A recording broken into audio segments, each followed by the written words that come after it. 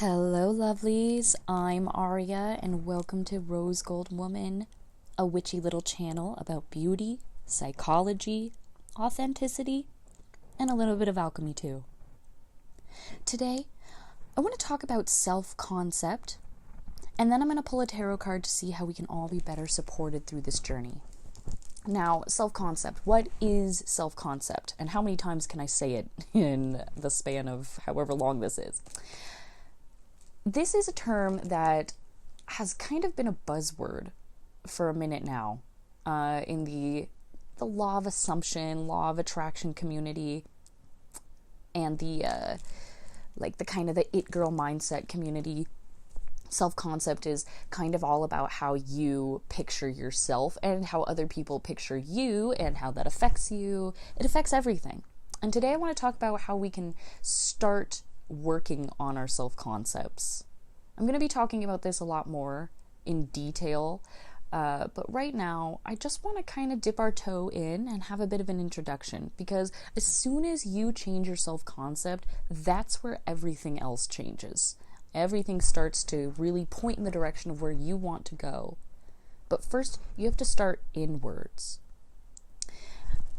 So before we get into it, what even is a self-concept truly? So I found a definition here that I thought was pretty helpful.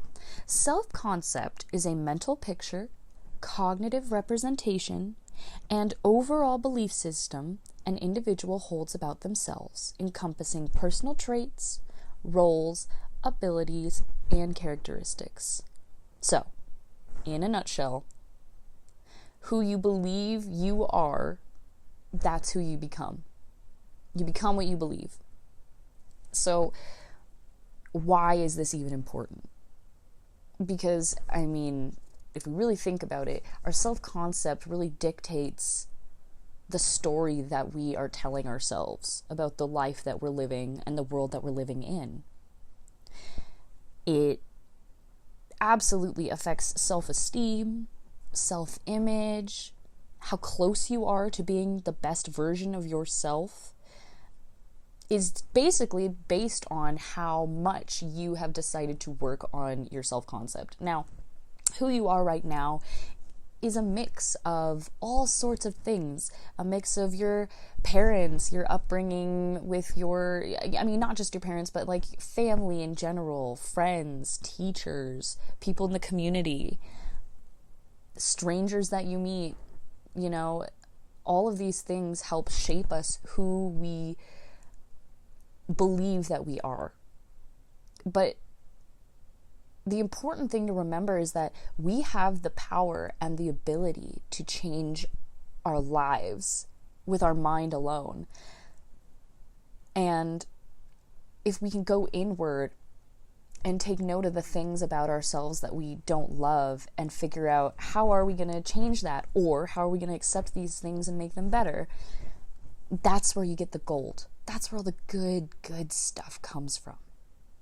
So Psychology Today defines self-concept as three different things, basically. So they say the marital self, which is our bodies and our possessions. The impersonal self, which is the views others hold about us. And the impersonal self, which is our emotions, our desires, our needs, and our values. Now, I know I was saying that a lot of our personalities are stories that we're telling ourselves. And an example for myself, I grew up going to school thinking I was just stupid.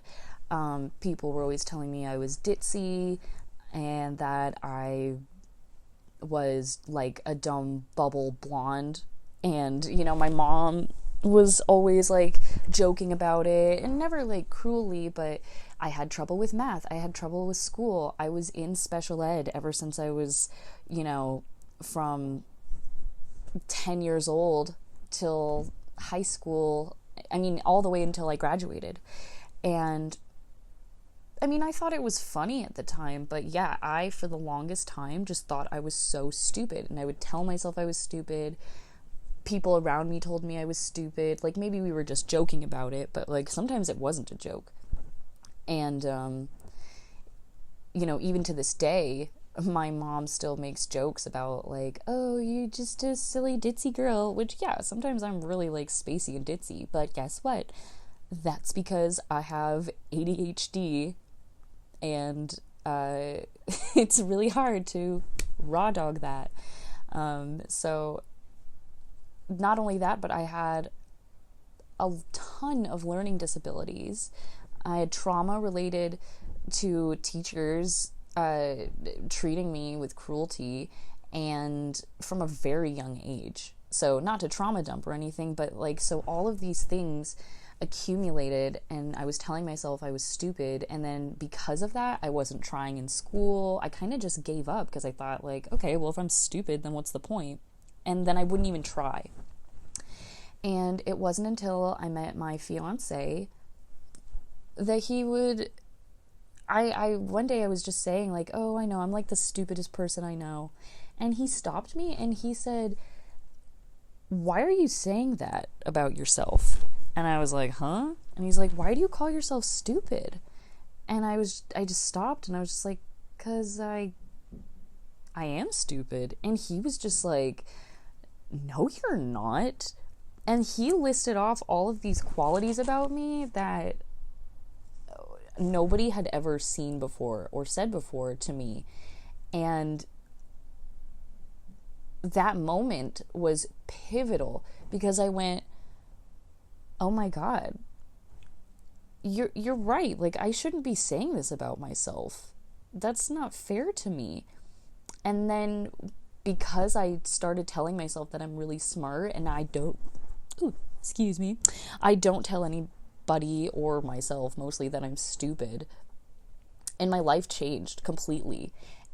And I was able to learn better as a young adult, and I was able to take on tasks and actually try. And then I found that when I actually tried and I learned things that I actually cared about, that wow, I'm competent. I can do it. I can be a good student. I am smart. And it all started with a story I was telling myself that was completely false, but just because I believed it, I was blocking myself. So, with that in mind, think about something that you're telling yourself that you're done with. You're done. Do you tell yourself you're stupid, that you're not good enough? Like, all of these things compound, and it feels like in the moment, like it's not such a big deal, but I mean, we will talk about this more, but the brain science behind being kind to ourselves is huge. It's enormous, okay? Like, it's so important how we talk to ourselves and how we view ourselves. So, just for now, obviously, we're not going to be able to completely change ourselves overnight. This takes time. So, I want to just start thinking. I want you to start thinking about who you would want to be. Who is your best self? Who's you on a perfect day, right? And we're not trying to get to perfection, because nobody's perfect. But we're still going to try to get as close as we can, you know? Right now, though, let this be messy. We're just using our imagination, and this can be fun. I want this to be fun. What is the point if it's not fun? So, just a bit of an introduction, because we're going to talk about this more in some later videos, but if you're going to start, take a deep breath in, let it out, and just in your imagination today, you can really start to imagine people in your life, characters, celebrities, people that inspire you, characters that inspire you, things that inspire you, attributes that inspire you. And we're just getting started in our imagination today. If you can't devote too much time at the moment to creating an alter ego, that's okay. We're going to, like I said, we're going to dive deeper. But just to yourself, think, what's their name? What would your alter ego's name be? What would be like so exciting and happy? My alter ego is Chloe. because I imagined this like really beautiful chic girl who's glowy because she's Chloe, you know. And I also kind of think of like Chloe the Bratz doll, and I love her style and just everything. So that's where I began. So it can be just as simple as that. We can go for looks, we can go for attributes, we can go for all these things. We can create a bit of a Frankenstein, but a beautiful Frankenstein. But yeah, think about what's their name. Maybe it's a name you've always wanted. Maybe it's a name that makes you feel powerful. Maybe it's the name of a celebrity or a character that, you know, makes you feel powerful. What do they look like? What does your best version of yourself look like? Think about that. Think about, I guess what I'm trying to say is like, sometimes you don't need your alter ego all the time. So, for example, and this is in a book that I'm going to recommend. So the book, The Alter Ego Effect by Todd Herman, he talks about how his alter ego, he uses it to come out on stage and to speak and to help people. And he needs like a costume to be able to take it on and off. So he puts glasses on when it's time for him to, you know, activate his special character. And then he takes the glasses off and then he's back to himself. I know that kind of seems like a big, vague statement, and I highly, highly recommend this book, The Alter Ego Effect, because it gets way, way, way deeper into it. But all of these things are helpful, like a little totem, a little something you can use just to activate, you know, this imagination character in your mind. Some other books that I would recommend, honestly, actually, it's just one more book. And I will make sure to leave these in the description of this video just so that you can come back to it. I also highly recommend Personality Isn't Permanent by Dr. Benjamin Hardy. Okay, so this book is all about like how our personality is not fixed, but it's malleable, it's changeable, and we can change it, and we can change ourselves to be like the best version of ourselves. And it all starts with how we talk to ourselves and the things that we decide are true and are not true. This was just an introduction.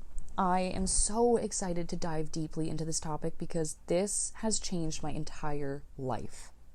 Creating an alter ego was something that I did about 4 or 5 years ago, and my life has never been the same, and I'm so excited to talk more about it. But I promise you, even just taking a baby step towards, you know, going towards your best self is so important in this world, and a baby step is a much bigger step than you can ever imagine. So I am so proud. Thank you for listening. Before we go, I'm going to pull a tarot card for all of us. I want to see what energy we need. What is going to help us all walk further towards being our best self? What's the next step? And I'm just using a regular Rider-Waite tarot deck. Actually, it's a Pamela Coleman Smith tarot deck. That's correct, because she was the one who did the art. Okay, what does everybody need to know?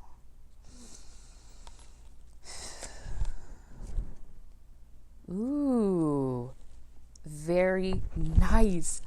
I actually love this. Okay, we pulled the Ace of Wands. Wands, to me, wands, staves, sticks, whatever you want to call them in the tarot. Wands to me are about our projects, our creative ventures, the things that we are putting our hands to and making tangible and putting out into the world. Very exciting, right? But the Ace of Wands, and now I know you can't see the picture, but the Ace of Wands has a picture. It's a hand. It's coming out of the clouds. It has a beautiful staff, and it's got growth, and it has all these like leaves and beautiful things growing off of it.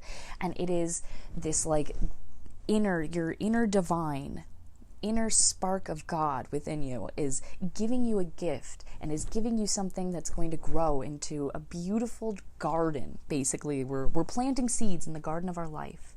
And so this is just telling you that, like, this is the chance. Now is the time. don't let this pass you by. Now is the time to take the staff, plant it in the ground, and water it so that it can become this big, beautiful, shady, fruit-filled tree. That's you. You're the tree. Okay. Well, thank you all so much for listening. I'm Aria. I will see you next time. Mwah.